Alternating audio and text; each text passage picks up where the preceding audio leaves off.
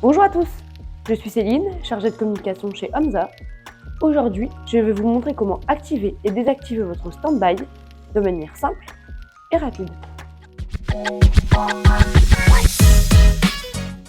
Avant de commencer, il me paraît important de vous expliquer le rôle du stand-by. Le mode stand-by permet au poêle de s'allumer et de s'éteindre automatiquement lorsque la température est atteinte. Lorsque la température ambiante est supérieure de 2 degrés à celle que vous avez demandée, le poêle s'arrête. Il se rallumera tout seul lorsque la température ambiante sera descendue de 2 degrés en dessous de celle que vous avez demandée. Par exemple, si vous avez demandé 20 degrés, le poêle se coupera à 22 degrés et se rallumera à 18. Pour accéder à la fonction Standby sur écran bleu, appuyez sur la touche 6 pour entrer dans le menu.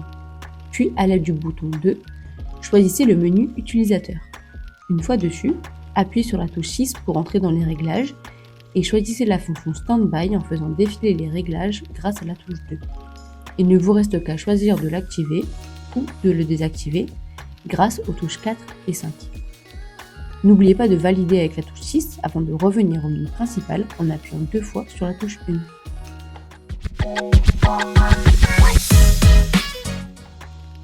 Avant de commencer, il me paraît important de vous signaler que le stand-by convient à des maisons bien isolées, puisqu'en activant le stand-by, votre poêle va s'allumer et s'éteindre automatiquement pour maintenir la température demandée, vous faisant ainsi économiser de l'énergie. Et cela vous dispense également de surveiller la température dans votre habitation ou de régler manuellement votre poêle.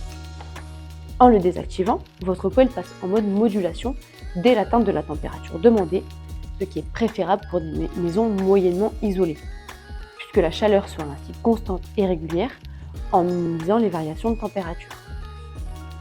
Tout dépend donc de votre isolation et de vos préférences en matière de chauffage.